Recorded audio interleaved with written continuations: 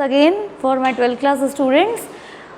आज जो हम इस लेक्चर में टॉपिक लेंगे वो लेंगे स्टैंडर्ड रिडक्शन पोटेंशियल्स का variation in the metals of D block में। चलिए, अभी कई बच्चों को ये जो हम लिख रहे हैं standard reduction electrode potential, standard electrode potential, ये क्या चीज़ होती है भाई?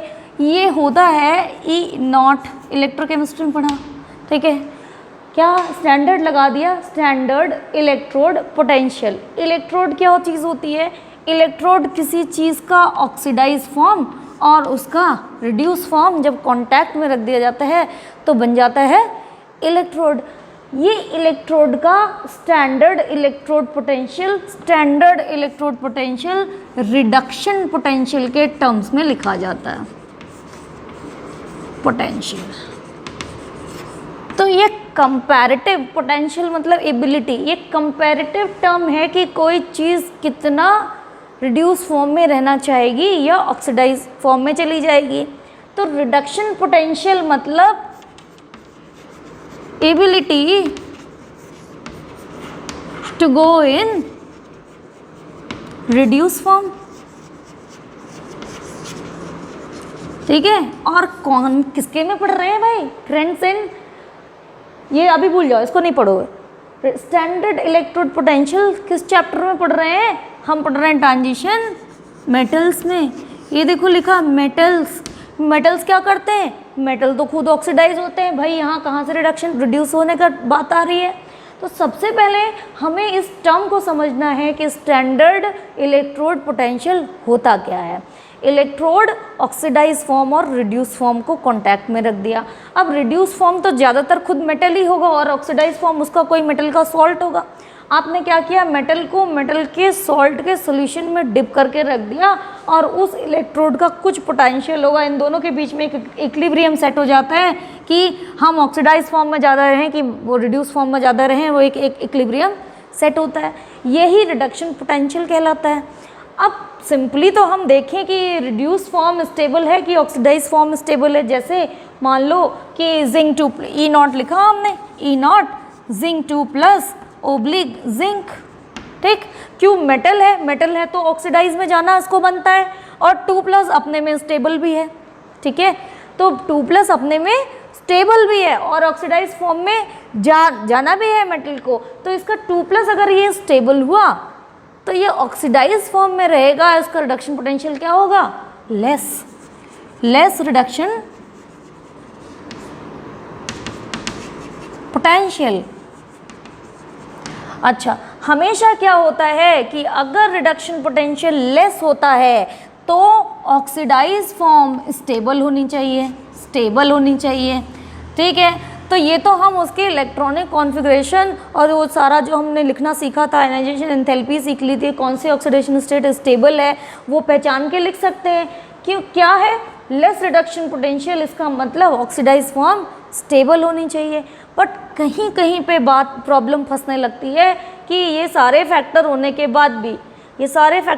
बाद भी अभी हम एक्सप्लेन पूरा नहीं कर पाते हैं कि किसी मेटल का रिडक्शन पोटेंशियल कम है या ज़्यादा है। अच्छा, रिडक्शन पोटेंशियल आपको ट्रांजिशन मेटल्स में M2 प्लस, मेटल की 2 प्लस और मेटल 0 एक इलेक्ट्रोड में पढ़ना है और दूसरा पढ़ना है M3 plus oblique M2 plus. इसमें भी अगर हम इसका किसी मेटल के केस में कहते हैं कि लेस रिडक्शन पोटेंशियल, इसका मतलब ये stable, M3 plus is going to be stable. जब भी हम कहेंगे कि लोअर रिडक्शन पोटेंशियल तो इसका मतलब कि higher oxidation state is stable, ठीक। बट ये this is not the only factor which is going to determine कि कौन सा ऑक्सीडेशन फॉर्म स्टेबल होने वाला है। इसमें कुछ फैक्टर्स और काम करते हैं। जैसे ये मेटल को ऑक्सीडाइज करेंगे तो मेटल तो सॉलिड होता है, तो हम इसको थोड़ा स्टेप वाइज देखते हैं। सबसे पहले इसको क्या किया, एटमाइज किया तो आपको एंथैल्पी ऑफ एटमाइजेशन के ट्रेंड पता है। पहले क्या होते थे, बढ़ते थे, फिर अचानक से डिप करते थे, फिर बढ़ के घट जाते थे। याद करना, इसको रिवाइज करना, ठीक। तो ये मेटल क्या आ गया, गैशियस फॉर्म में आ गया, ठीक है। गैशियस फॉर्म के मेटल ने क्या किया, आयनाइजेशन एंथैल्पी, इसका इलेक्ट्रॉन निकाला, पहला निकाला होगा तो M+ गैस बना होगा, फिर दूसरा निकाला इलेक्ट्रॉन तो M2+ बना होगा। तो मिनिमम 2+ से ही स्टार्ट कर रहे हैं, इस वाले की वेरिएशन को बाद में देखेंगे। तो ये प्रोसेस गई यहाँ पे। अब मगर प्रोसेस क्या है, मेटल और मेटल का सॉल्ट सॉल्यूशन, ये पूरा रिडॉक्स की प्रोसेस जो भी हो रही है वो एक्वस मीडियम में हो रही है। तो फाइनली इसमें क्या होगी, enthalpy of hydration, hydration enthalpy. और ये जो M गैस के 2+ के आयंस हैं ये M एक्वस हो जाएंगे। ठीक है, हाइड्रेशन में एनर्जी निकलती है, ठीक, आयनाइजेशन में एनर्जी देनी पड़ती है।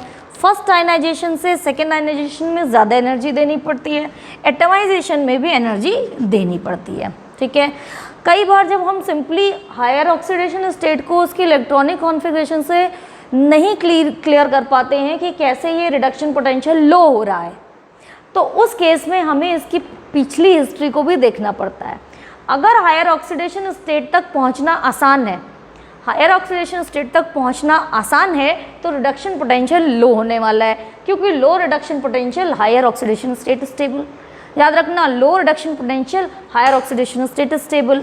तो अगर हम इसकी इलेक्ट्रॉनिक कॉन्फ़िगरेशन से ना क्लियर कर पाएँ तो हम इस रास्ते को भी देखेंगे कि कैसे हम यहाँ तक पहुँचने में कम एनर्जी का चाहिए। तो इसमें क्या है, अगर इस प्रोसेस में एनर्जी की रिक्वायरमेंट कम होगी तो प्रोसेस विल बी ईजी। तो क्या हो जाएगा, +2 फॉर्म में आसानी से आ जाएगा। अब ये प्रोसेस इजी कब होगी, जब इसमें एनर्जी की रिक्वायरमेंट कम पड़े। तो हो सकता है यहाँ एनर्जी रिक्वायरमेंट कम हो, यहाँ कम हो, यहाँ कम हो, या सबसे बढ़िया या हाइड्रेशन में विद इन द सिस्टम इतनी एनर्जी निकल जाए कि ये सब एनर्जी जो रिक्वायर्ड थी इनको कंपनसेट कर ले जाए। ठीक, तो कई बार लेस रिडक्शन पोटेंशियल के लिए जिम्मेदार high hydration enthalpies of 2+ ions भी होती है, या high hydration enthalpies of 3+ ions भी होती है, या कई बार इसके लिए जिम्मेदार low enthalpy of atomisation of metal भी होता है, और कई बार इसके लिए जिम्मेदार लो सेकेंड आयनाइजेशन एंथैल्पी भी होती है। ठीक, मतलब इस प्रोसेस को ईजी होने के लिए इन तीनों को लो होना चाहिए और इसको क्या होना चाहिए, हाई। तो इन चीज़ों को ध्यान में रखते हुए let us talk about trends in M2+, M0 that is first 2+ oxidation state का स्टैंडर्ड रिडक्शन पोटेंशियल देखेंगे कि कैसे वेरी करता है इन अ सीरीज। ये बातें याद रखेंगे। हमें मालूम है कि अगर हमें इसका वेरिएशन देखना है तो ध्यान में ये 4-5 बातें रखेंगे कि लेसर जैसे जैसे वैल्यू है, अगर E0 वैल्यू लेसर है तो M2+ स्टेबल है। अब इसका उल्टा, एक ही चीज़ को याद रखेंगे, दूसरा चीज़ अपने आप ही दिमाग में रहेगा, दोनों याद करोगे तो कंफ्यूज रहोगे। Laser E0 M2+ stable. M2+ अब और स्टेबल कैसा होगा, जब एंथैल्पी ऑफ एटमाइजेशन क्या हो, लो हो, पहली और दूसरी आयनाइजेशन एंथैल्पी का सम क्या हो, लो हो, या हाइड्रेशन एंथैल्पी ऑफ M2+ क्या हो, हाई हो। इनमें से कोई भी 1-2 फैक्टर मिलके आपके रिडक्शन पोटेंशियल को लो कर सकते हैं। चलिए let us see the graph which is showing the variation of M2+ oblique M0 standard electrode potential, जो स्टैंडर्ड रिडक्शन पोटेंशियल भी है in the first transition series. देखते हैं variation of standard electrode potential, जो कि असलियत में क्या है, variation of standard reduction potential in the first transition series. अभी ये पूरे का लिखा है, पूरे का ड्रॉ किया हुआ है। ये रहा आपका टाइटेनियम, ये रहा जिंक। तो ये क्या हो गया, जिंक का ये टाइटेनियम का -1.5 था, ये फाइनल तक पहुँचते पहुँचते क्या दिख रहा है, इंक्रीज। ट्रांजिशन सीरीज में लेफ्ट से राइट जाने पे क्या हो रहा है, स्टैंडर्ड रिडक्शन पोटेंशियल बढ़ रहा है, बढ़ रहा है, बढ़ रहा है। मतलब अगर ये घटा होता तो M2+ स्टेबल होता, मतलब 2+ को बनाना आसान होता, मगर अब ये क्या हो रहा है, इसका वाइसा वर्सा का केस है। तो E0 value is increasing, it means M2+ formation is becoming difficult. इसका रीज़न जाता है this sum of first 2 ionisation enthalpies is increasing left to right. आपने देखा था फर्स्ट में थोड़ा इरेगुलरिटी थी, सेकंड तो धड़ाधड़ बढ़ रही थी। तो ये जो फर्स्ट 2 आयनाइजेशन एंथैल्पी है, ये लगातार इन दोनों का जो सम लिखेंगे, सम क्या हो रहा है, लगातार एकदम बढ़ रहा है, जिसके कारण M2 प्लस का बनना मुश्किल है, अगर बनना मुश्किल हुआ तो ई नॉट वैल्यू क्या हो जाएंगी, हाई हो जाएंगी। क्लियर। तो ट्रांजिशन सीरीज में E naught value standard electrode potential is increasing from left to right because of the increase in sum of first two ionisation enthalpy. अब भैया देखें, ये तो एक रेगुलर इंक्रीज तो है नहीं, कभी बढ़ा है फिर घटा है, ठीक। तो लेट अस सी कि वाई, क्वेश्चन यहीं पे बनते जाएंगे। ई नॉट क्या लिखेंगे, M2 प्लस ओब्लिक Mn लिख लेते हैं, मैंगनीज लिख लेते हैं। यहाँ तक तो नॉर्मल पढ़ा था, कोई डिस्कस नहीं कर सकते। Mn पे आते हैं और क्रोमियम पे आते हैं। और दूसरा क्या है, E naught Cr2 plus oblique chromium. कौन ज़्यादा है, क्रोमियम ज़्यादा है, मैंगनीज कम है। मैंगनीज कम है, मैंगनीज कम है, इसका मतलब Mn2 plus is more stable than Cr2 plus. तो write down the electronic configuration. Manganese रहा, ये रहा क्रोमियम। मैंगनीज क्या होता था, ऑर्गन 4s2 और 3d5, और क्रोमियम क्या होता था, ऑर्गन 4s1 एंड 3d5। अगर आप इसमें का 2 इलेक्ट्रॉन निकालोगे तो 3d5 का स्टेबल कॉन्फ़िगरेशन मिलेगा, ठीक।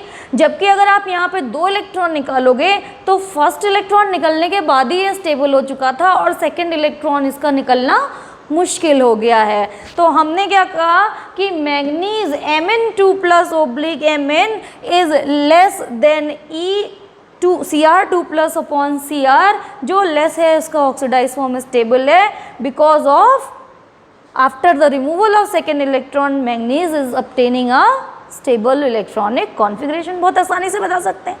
क्लियर हो गया। अगली बारी आई, यहाँ पे आपके बुक में कुछ ये दिया हुआ है, these are the calculated values, calculated values, ठीक। जबकि ऑब्जर्वेशन में ये मिलती हैं, ठीक है। चलो अच्छा, यहाँ पे सबसे ज़्यादा कॉपर है, पहले इसको भी डिस्कस कर लेते हैं। कॉपर का क्या है, E naught Cu2 plus oblique Cu is very high. क्या है, ये बहुत हाई है, इसका मतलब ये स्टेबल नहीं है। तो देख लो भाई, कॉपर 2 प्लस क्या होता है, ऑर्गन, चलो कॉपर लिख लो पहले, organ 4s1 and 3d10। Copper plus 1 क्या होता है, ऑर्गन 4s0 3d10। और अगर कॉपर 2 प्लस बनाओगे तो the removal will be from the completely filled d10, ये हो जाएगा 3d9। तो ये इसी second high, very high second ionisation enthalpy के कारण ही द रिडक्शन पोटेंशियल ऑफ या standard electrode potential of copper 2 plus upon copper is very high.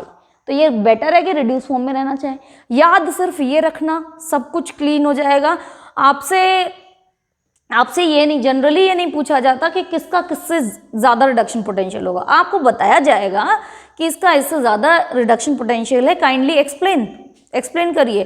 तो ये जो 5 फैक्टर लिखे हैं, इन्हीं को दिमाग में रखते हुए इनके सबसे पहले इलेक्ट्रॉनिक कॉन्फ़िगरेशन लिखना है और फिर एक्सप्लेन करना है। अच्छा भाई, जिंक का यहाँ तो बढ़ ही रहे थे लगभग, ये मैंगनीज में डिप मिला क्यों, 2 प्लस स्टेबल था इसका। अब जिंक का 2 प्लस का क्यों लो हो गया, क्यों, क्योंकि zinc 2 plus is stable because of zinc 2 plus का क्या होता है configuration, organ 4s0 and 3d10, इसके कारण ये कम हो गया। ये 2 वैल्यूज आती हैं। अब देखते हैं कि भाई फर्स्ट और सेकेंड आयनाइजेशन एंथैल्पी तो बढ़ी रही होगी, ये जो हम सोच रहे थे कि कोबाल्ट और निकल की ये होनी चाहिए, तो एक्चुअल में ये क्या आई, बढ़ी हुई आई, ठीक। क्या आ रहा है, रिडक्शन पोटेंशियल ज़्यादा आ रहा है। तो ज़्यादा रिडक्शन पोटेंशियल आ रहा है, इसका मीनिंग क्या हुआ, जो आपको कैलकुलेटेड ऑब्जर्व दी है इससे ज़्यादा आपको परेशान नहीं होना है। सिंपली आपको ये देखना है कि आयरन से कॉपर तक, मैंगनीज से आयरन में तो बहुत बढ़ गया, मगर यहाँ बहुत नहीं बढ़ा और यहाँ बहुत नहीं बढ़ा, मतलब लेस इंक्रीज हुआ है, लेस इंक्रीज हुआ है। लेस इंक्रीज के पीछे क्या रीज़न है, because of the high hydration enthalpies, ठीक। हाई हाइड्रेशन एंथैल्पी क्या करती थी, ई नॉट वैल्यू को कम करती थी। इंक्रीज होना था मगर थोड़ा कम ही इंक्रीज हुआ और you get the lesser E naught values, उतना ज़्यादा स्टीप इंक्रीज नहीं मिला है। अब एक क्वेश्चन और आता है कि जब कॉपर का 2+ E0 वैल्यू जो है वो इतना ज़्यादा पॉजिटिव है, पॉजिटिव में चला जाता है, इतना हाई है, तब भी ये कॉपर 2+ के सॉल्ट्स बनते क्यों हैं आखिर? तो for that we have to give the reason because of the high hydration enthalpy of copper 2+ ions. Moreover enthalpy of atomisation is very low. Zinc और कॉपर का एंथैल्पी ऑफ एटमाइजेशन बहुत कम हो रहा था और हाइड्रेशन बहुत ज़्यादा था, इसलिए ये वैल्यू हाई होने के बाद भी आपको हाई होता, अगर ये लेस होता तो M2+ स्टेबल होता, हाई होने के बाद भी आपको M2+ कॉपर 2+ के कंपाउंड्स मिलते हैं। यहीं पे समझ लेते हैं E0 M3/M2+, इसका वेरिएशन या किन एलिमेंट्स का कैसा रहता है डिस्कस करते हैं। अब ये भी यही सेम फॉलो करेगा। Lesser E0 value higher oxidation state is going to be stable. यहाँ पे क्या कह रहा है, low value of E0 scandium 3+ scandium 2+। Low value means scandium 3+ is going to be stable.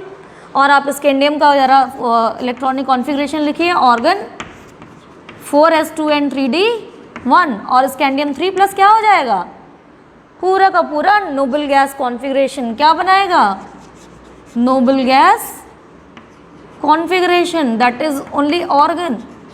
तो स्टेबल हो गया भाई। Low value it means scandium 3+ stable. Low value of E0 Fe3+/Fe2+, तो आयरन लिखिए, Fe2+ लिखिए, Fe3+ लिखिए। अब ये लो लिखा है means it is going to be stable. हाँ भाई है स्टेबल। 26 होता है एटॉमिक नंबर आयरन का, 4s2n3d6 गया, 2 इलेक्ट्रॉन चला गया, 4s0n3d6। कौन स्टेबल आया, ऑर्गन 4s03d5। ये हाफ फिल d5 के कारण Fe3+ स्टेबल है, लो वैल्यू है। ठीक, यहाँ पे देखिए highest E0 value for zinc 3+, इसका मतलब हाईएस्ट मतलब ये तो कतई नहीं होने वाला स्टेबल। कौन स्टेबल है, जिंक 2+। आपको मालूम ही है, लिख लेंगे, कर लेंगे। High E0 value plus n, इसको भी देख लो। जिंक क्या था, ऑर्गन 4s2n3d10 और जिंक 2+ क्या है, ऑर्गन 4s2 और 3d, सॉरी 4s03d10 और 3+ बनाओगे तो ये d से निकालना पड़ेगा, तो ये नहीं बनने वाला, ये नहीं बनने वाला। तो E0 रिडक्शन पोटेंशियल हाई हो जाएगा, ये बनेगा, ये रहेगा। E0 वैल्यू यहाँ देखो, manganese organ 4s2 3d5, manganese 2+ organ 4s0 3d5। अब 3+ बनाना है तो इससे निकालना पड़ेगा, बहुत मुश्किल। तो ये स्टेबल और वैल्यू हो गई हाई। इतने ही पूछे जाते हैं। एक वेनेडियम का केस आता है जिसको कि हम आपको कोऑर्डिनेट केमिस्ट्री पढ़ाने के बाद समझाएंगे, अभी समझ नहीं, उसको क्लियर नहीं हो पाएगा। तो ये आपको समझ में आ गया होगा कि रिडक्शन पोटेंशियल या स्टैंडर्ड इलेक्ट्रोड पोटेंशियल का वेरिएशन क्या होता है, लेफ्ट से राइट इंक्रीज करता है। क्यों? क्योंकि पहली और दूसरी आयनाइजेशन एंथैल्पी का एक नॉर्मली वो वैल्यू बढ़ेगी। ठीक, अब कहीं कहीं पे भी आपको कमी मिल रही, कहीं ज़्यादा मिल रहा है, डिप कर रहा है, ऊपर जा रहा है, नीचे जा रहा है, तो उसके लिए इंडिविजुअली आपको देखना क्या है कि कहीं अगर लेस हो रहा है तो M2+ is going to be stable, कहीं अगर लेस हो रहा है तो M3, इस केस में M3+ is going to be stable.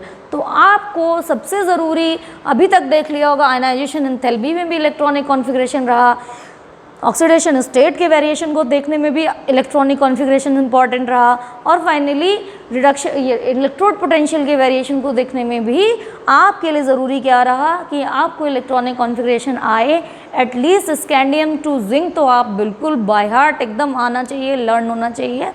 ठीक है।